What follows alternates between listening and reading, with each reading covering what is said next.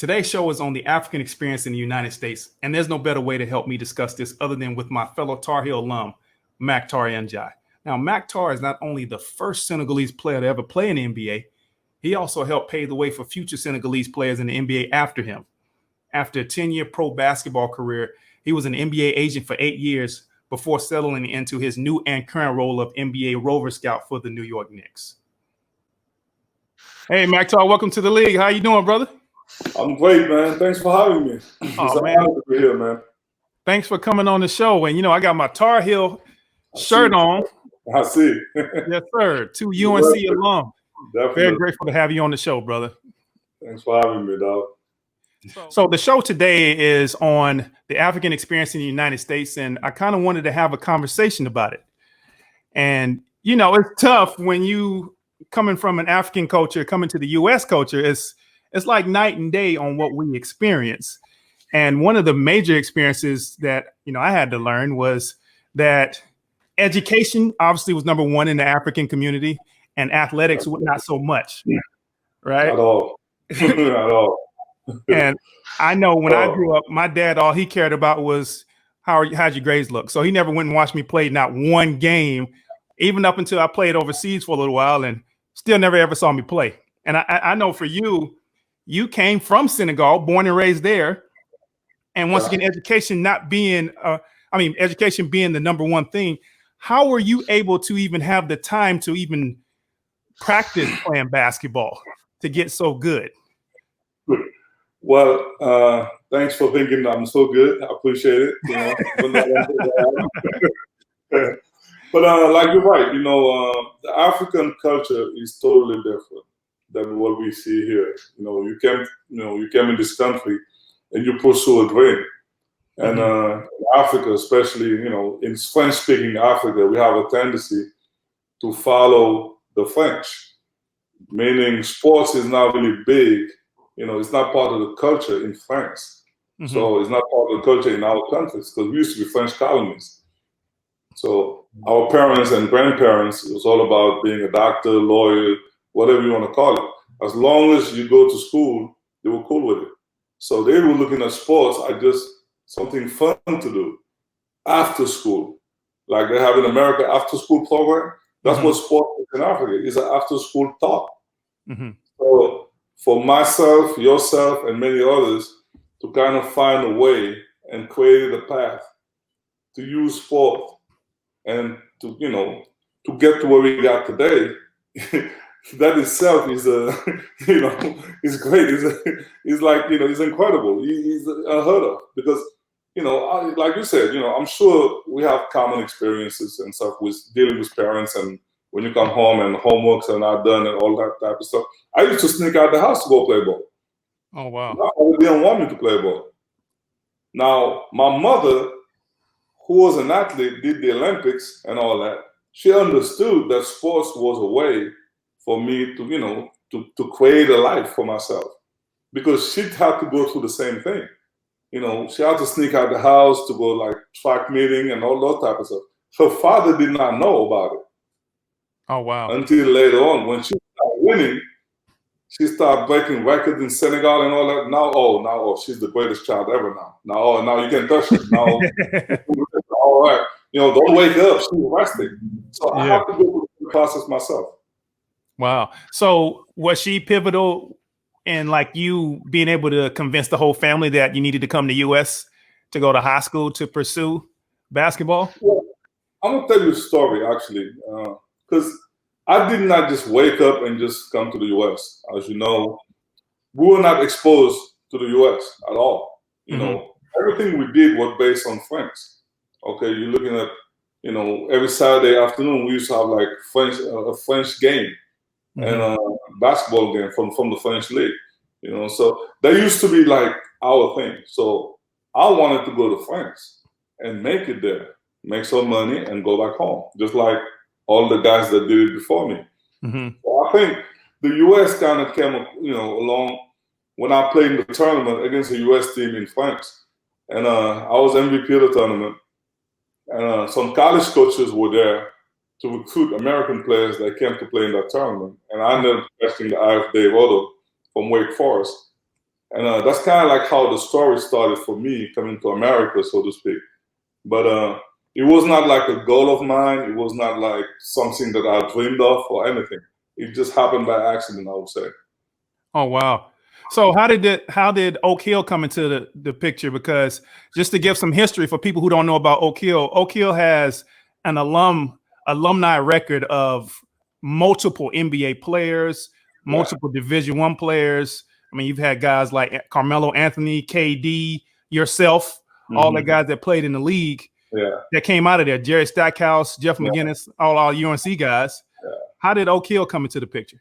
Oak Hill is a pro factory, you know. I mean, for me, it was very convenient. And it was another accident also, because when I left Senegal to come to New York, you know, I was supposed to go to R.J. Reynolds High School in Winston-Salem, North Carolina. Okay. That was the deal. I go to R.J. Reynolds for a year, then I go to Wake Forest. So done. I showed up in Winston-Salem. I'm tired after 2 days. It's like an expedition pretty much. I've not slept, you know. I come to a new country, new language, new culture. So I had to deal with all those changes like overnight. So I showed up in Winston-Salem and the coach said, "Hey man, you gotta play. You gotta play now. You gotta practice now." We just drove 10 hours from New York. So that's crazy. I'm like, all right, so I guess that's what it is. Yeah. So change, boom, got on the court. I mean, guys are running left and right. Man. I'm just like following, like I'm watching tennis pretty much. You know, had no clue what's going on. I'm tired. I'm like just, you know, and they speak in English. So the only thing I knew to say was thank you and goodbye. That was it.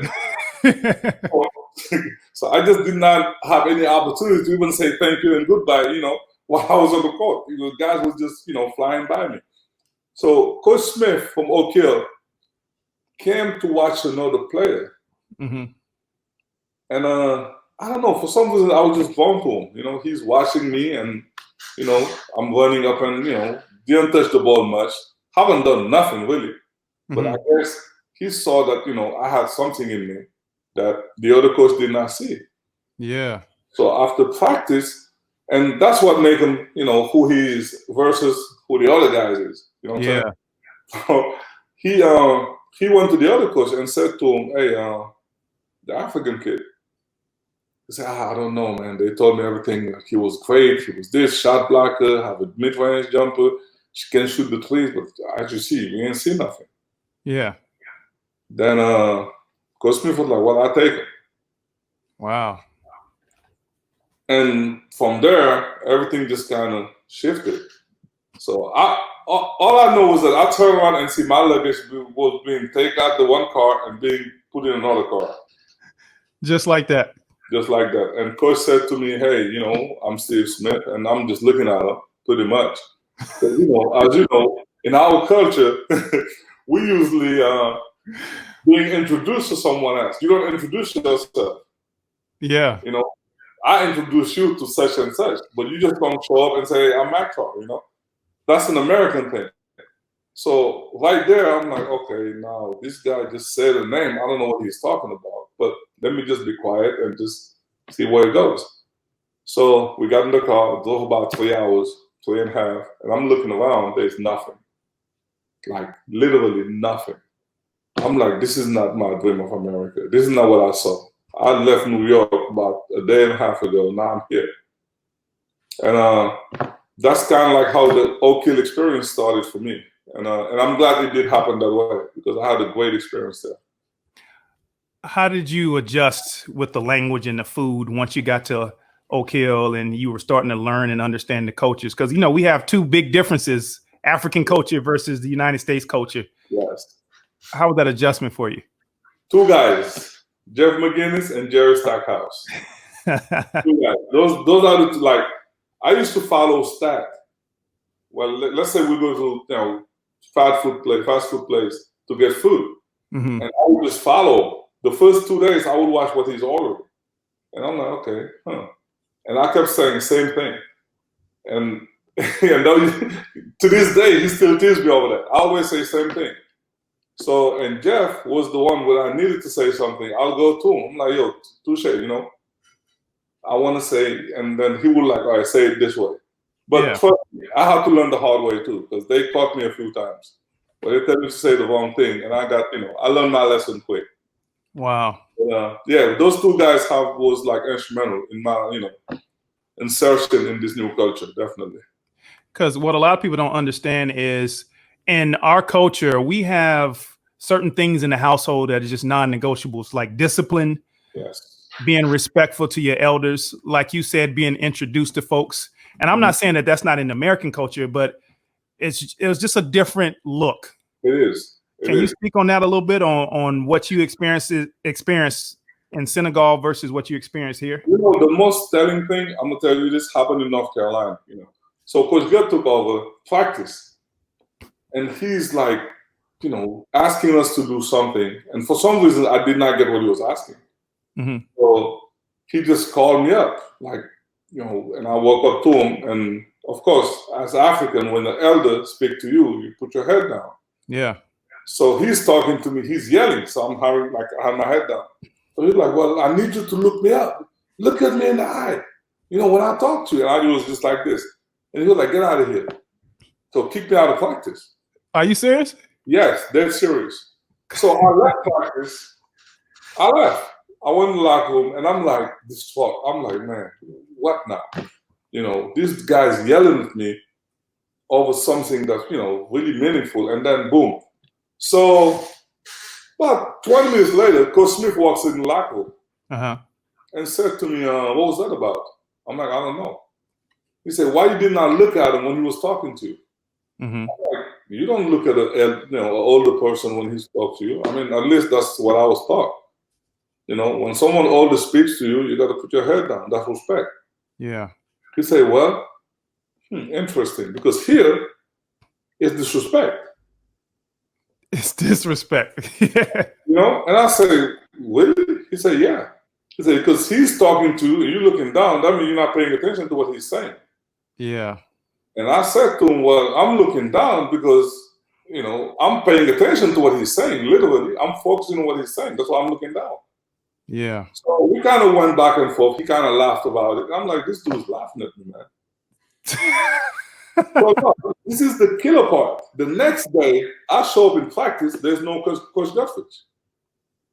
He's not at practice. Where's he at? We're getting ready to play Duke. Now, you getting ready to play Duke and Coach Guthridge is not in practice? Check this out. So you went to North Carolina. Yeah. So you know how important that game is. That's the biggest game ever. So Coach Good is not in practice the next day and the following day. Then I get a call from my mother in Senegal. Okay. So she's like, how you doing, blah, blah, blah. Well, there's an old white man here. He's looking, he wants to sleep in your bed. He wants to understand the culture, blah. But I never put one and one together. I'm like, okay. I'm like, well, I mean, do what you gotta do. I mean, people come in the house all the time. So not an issue for me. Never put it together. Yeah. That Friday, I go to practice, and guess who was in the middle at half court with a dashiki on? Coach Guthridge. Yes. Get out of here, man. I'm gonna send you the pictures. Come on, are you serious? When we're done, I'm gonna send you the pictures. Coach Guthridge was at half court with a dashiki on, and like his arms like this. So we kind of hurt, broke down five, and this guy, Coach Smith, sent him to Senegal to spend a few days with my family to understand my culture. Wow. So that's kind of how deep this whole thing is, And I don't usually tell that story to many people, but yeah. I feel like I have to tell you this, So that's the gap that can happen if people don't take the time to understand each other. Mm-hmm. Throughout your course of the U.S. experience, did you experience any biases in the U.S. or even in the Black community that you can remember or think of? I mean, look, I think it's part of the experience. Yeah. Whether it's me, whether it's a lot of people, then it's just part of everyday life. And my whole thing is, you don't change a team who keep winning games. Yeah. Well, this is what I'm saying. We need to educate everybody. First of all, it's everybody's education. Yeah. Whether you're black or white, I think everyone here needs to get educated as far as race relations, because it happens all over the place. But no one is born racist. Yeah. I fully believe that. And I have cousins who are mixed. My aunt is married to a white man, and oh wow, yes, and it's just a normal thing to us African, because that European influence is so deep and so big that we don't see anything wrong with it. But when you come to America, then the point fingers, the finger pointing, the looks, and all that, and you have to deal with it. Yeah. I was at Oak Hill, a student asked me once if I was, if in Africa we live in trees. If you lived in trees, that's crazy. So I could have taken it the wrong way and exploded and be pissed off and all that. But I kind of laughed, and I said to her, the American embassy is right next door to my tree. Yeah. And then she was like, "What, the American embassy too?" I'm like, "What? If I live in the tree, why the American don't live in the tree?" Yeah. So then that's kind of like shook her a little bit, and she started laughing. And we kind of like talk about it. I'm like, "Look, we just live just like what you guys doing here." Yeah. It's like, how can you live in the tree? We're not animals. Yeah. I think that's like the education. You have to educate people. You can't take this personal. You cannot take it like as an offense, even though it's so offensive. But if you don't educate them, then they're gonna keep being the way they are, and no one's gonna move forward. Yeah. That's why I'm like, I'm encouraging all these guys, all the athletes, the entertainers, the politicians, people with voice, to kind of just, talk about integration, talk about acceptance, love. Man, that's what the world needs. I mean, all this pandemic we're going is a lesson of God. He's teaching us to live together, because we got to fight the Corona doesn't discriminate. Whether you're white, black, it doesn't matter. Everybody got to wear a mask. Everybody got to wear gloves. So let's try to look at the positive things in life. But to answer your question, I've been through it. I've been through it many times. You're right, and it's hard because I know for me, I was born here, and so as you know, with the African culture, it's heavy at home, and then but outside, it's all the American culture. So I was trying to fit in, trying to understand where I belonged in the whole scenario, and hearing a lot of the discrimination at the same time, and not feeling accepted. Yeah, and it got to the point where I was hiding behind being African. I tried so hard to be American. Once I got older, of course, when I got to Carolina, I got to Carolina, and it was more, okay, I am who I am. I'm going to embrace it a lot more. Wow. But it was tough because, my dad, he didn't want me to be so Americanized because he held on to the culture so much that sometimes it was a hindrance that trickled down to us. But I am grateful that he did allow me to make sure I didn't get to either way. He wanted me to be both African and both American. Once he opened up his eyes a little bit more so and understood that I'm both. Yeah. But like you said, it's all about accepting. You came here for a reason. Your father came here for a better life, to give you guys opportunities. I came here to create opportunities for my family. So we're not here to kind of, mess this whole thing around, up. So I remember someone telling me, "Yeah, man, you need to take some speech classes so you can get rid of your accent." I'm like, "Okay, then what?" So that way, you can work TV and all this. I'm like, "Well, I don't want to work in TV, one, and I'm not losing my accent." Yeah. I said, "This is who I am." And I embrace who I am. I wear African clothes all the time, any occasion I have, and any opportunities. And I speak my language, my native language, in public. I'm not ashamed of it. And all that. I mean, so that's just part of me. It's just the culture. Embrace your culture. Don't run away from it. Make your culture part of who you are. People are going to respect you more if you do that than if you try to get to a culture that you don't belong. Because you know your culture. Yeah. You know where you're from. When you look at the African map, you don't need to go to those websites to figure out how many percentage of African you have. You know exactly who you are and where you came. Yeah. So you have to embrace it. When we see other guys trying to be like us, try to know where they come from, and then we try to reject that, it's kind of heartbreaking, man. Yeah. You know, we have so much to offer, man, so much to give, and we kind of we put ourselves in a box. Yeah. Because we want to be like what society here wants us to be. Nah. Wow. You know? And I think you make a great point about accepting your culture, because I know for a long time for me, I didn't accept my last name. Yeah. I had mentioned that with Amir, with the baller circle. I didn't accept my last name, and I try to make it more Americanized. And that's not the case, to your point. That's not the case, and it's not the greater good, because by you doing that, you're taking away a piece of yourself that you should be able to share with the world. Exactly. And okay, we had a game in Ohio somewhere, cold city, small city, and the guy did not know how to say my last name. Yeah. So called Stack, Jeff, Sunshine, and all that. Then I sent him number 35, Makhtar, and he didn't say nothing. I'm sitting literally where I'm sitting. I am moving. Then he says something else, Ninja or something. I'm just sitting right there. I am moved. Then Coach Smith told me, I'm like, well, they're calling you. I'm like, no, they're not calling me. I don't know who they're calling, but that's not me. That's not me. So I sat right there for like literally 5 minutes. So the guy learned how to say my last name for me to get up. At North Carolina. That's respect. At North Carolina, the guy did it one time. Introducing the team, and he did not say my last name. So Coach Ford got off the bench and went and told him, no, that's N'Diaye. Say it. And the guy said, yeah, number 4, Makhtar N'Diaye. Then I got up, and so I had to go through those things. Yeah. For people to accept me and learn how to say my last name the right way.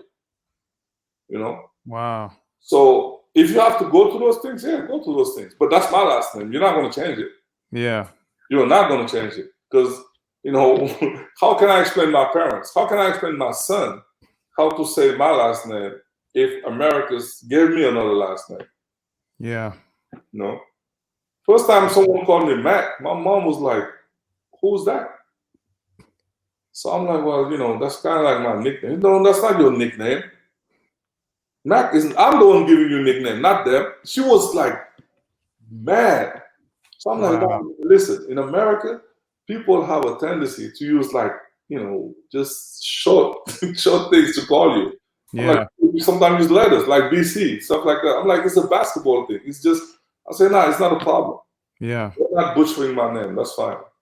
I think that's a very important for everyone, regardless of your background, to not only hear, but to learn and know, embrace, because you need to be whoever you are, no matter what background you come from. Yes. Because we're one big melting pot. And at the end of the day, we're all human beings. Yes. So that's a huge lesson that your mom explained to you, that isn't your name. It's funny that you even say that, because my mother said the same thing.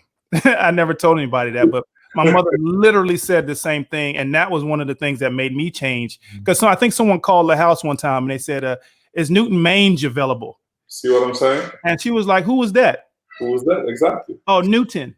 And then she gives me the phone. And then after the conversation, she says, who is Mayenge? Where did that come from? And she literally yelled at me for that and said, look, don't ever do that again. Your last name is Mayenge. Yes. That's what it is. That's exactly what it is. And that's when I started to create that change. But you know what? That is what it is. Yeah. Regardless if somebody likes it or not. Because, you know, people used to pick on me because of my last name. And now look at it as it's a blessing.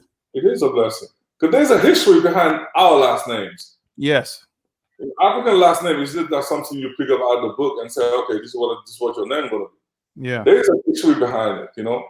Like my great-great-great-grandfather fought for Senegal to be liberated.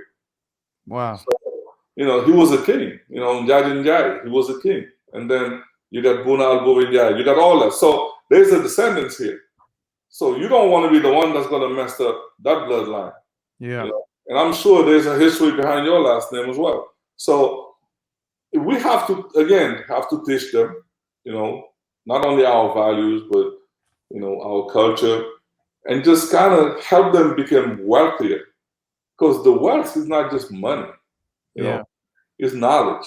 What made you decide to become a sports agent? Because you paved the way for not only a lot of Senegalese ball players, African ball players, but also you opened up opportunities in exec positions for Africans as a whole. Buna is the first agent actually of African descent. He paved the way for not only me, but for all the guys that comes in today. Because if Buna was not where he was, or Amadou did not do it the way he did, or Masai, I probably would not believe that I could do it.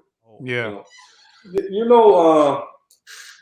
I was in France when the Spurs came to play the McDonald's Open. That's what they used to call it. Now the NBA is calling it like NBA Europe things. So yeah. Antonio came to France to play. On tell him, who's my agent, who's the president of the Pistons now, came to watch those games. And he took me out to dinner and we were just talking. And he kept telling me, why you look so miserable? You live in Paris, you're playing basketball and all that. What's up? I'm just tired, man. I say mentally, playing in Europe is not as easy as people think it is. It's not.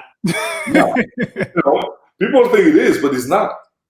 And even though I, kind of grew up in France, have my roots there, have friends and all that family, but it was not easy because you got to play, then you got to deal with the sponsors, you got to deal with, just all the extra stuff. So it kind of like, I got tired of it. And I was telling on, I'm like, man, I think I'm just going to, call it the day. And he was like, why? You still want to play? You're not hurt. And I'm like, yeah, but mentally, I'm just tired. I want to do something else. Yeah. Then he was like, what you want to do? I'm like, maybe work for an NBA team, do some scouting. And, in Europe. Because I used to even though when I played, I used to go to games and I would look at other guys who I'm playing against and kind of break down their games and watch their films and stuff, me and the coaches. So I was always intrigued with that part of the game. Yeah. And he said to me, well, let me get back to the States. I'll call a few teams and see if there's some opportunities. He said, otherwise, you can come and work for me.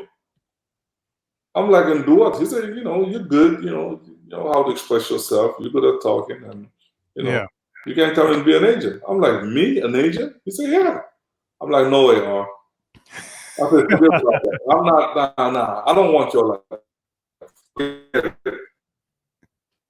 So we kind of left it at that. That summer, I came home, flew to LA, spent time, with the company and stuff. We went to Chicago for pre-draft. And then I kind of around, just being around the game. And it was good. Wow, it's maybe what I want to do. So spoke to a few teams. Nothing came out of it. And Arnold was like, look, just come start working with us. And that's kind of like how I became an agent. And Antoine was still playing. And he was represented by the company. So I kind of took over. Bob Myers kind of let me take Antoine's stuff. So I kind of started working with Antoine. And that opened up the door to all the other guys I end up having after that. Yeah. So and see, people don't understand too, because I was a sports agent for a little bit too. I dealt mostly with international guys and a couple of D League guys at the time when it was the D League. Yeah. People don't understand that world. You have to it's an acquired taste, and you have to have a certain thought process behind it. You have to want to analyze the game. Yes. And not every player can translate to being an agent. No, it's tough, man. What's your future plan? What's your end game, you think, or have you accomplished that already? No, man. Come on. I'm not even close, man. Not even. You know that. I had to hear it out your mouth, though. We're just going to keep pushing, man, Yeah. and try to see what we can get. That's the thing here, We just got to keep pushing, try to inspire people, and try to chase the guy that inspires us, Yeah. That's all it is. Because right now, I think I'm in the middle. There are guys that look at me as an example, and there are guys in front of me that I look at as examples. Yeah. So I think I just need to keep pushing, keep learning, stay humble, put your head down, and just grind. It's one thing my dad always taught me, and he said, whatever you do, work hard, make an impact, because you have people watching you. You got the next group that's looking after you. Exactly. And trust me, whether it's you, me, or the guys that I named earlier, people are watching us, man. And the room for error is very small. Unlike our counterparts, the room for error is very small because we're not representing just our families. We're representing a whole continent, the community. You know, like we're representing. How many cousins do you have? How many cousins do I have? You know, how many aunts? And so to keep everybody proud is like the biggest challenge actually that we're facing as African and African Americans. You know, that's another thing. I gotta keep showing those kids over there that it's possible. You know, Yeah, it's possible. Nothing is impossible as long as you put your mind to it, you work for it, and just you focus and listen. You know, and it's not easy because when people say here they struggle, they live in the hood, but they got air conditioning. Come on, it's levels. hey man, It's levels. exactly. And I want to make sure everybody knows to go to ballercircle.com so that they can watch your journey. Yes, it's there. It's there. Amir did a great job, man. He did. It is unbelievable. He did a great job. Very big time talent. Big time talent. He did a great job, you know, and followed me to Senegal, which was unbelievable. And it happened like overnight, really. You know, I was talking to him, telling him what day I was going. He was like, "Yeah, I'm coming." I'm like, "Is he crazy? He just gonna come?" And then, you know, he came over there for like what, 72 hours? Yeah.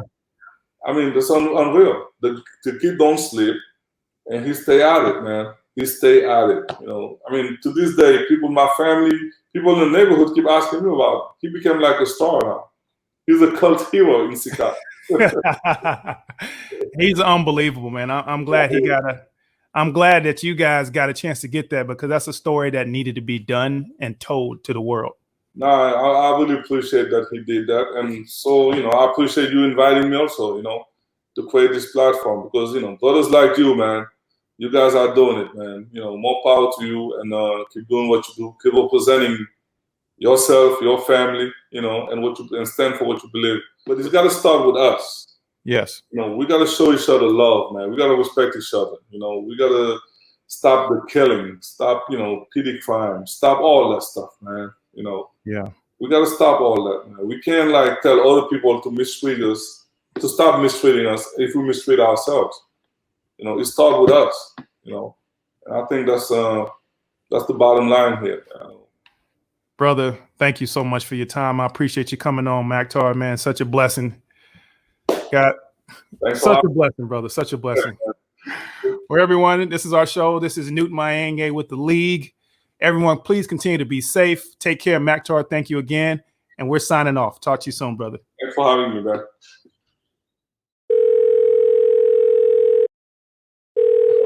I'm in Senegal, you know, minding my own business, doing what I do.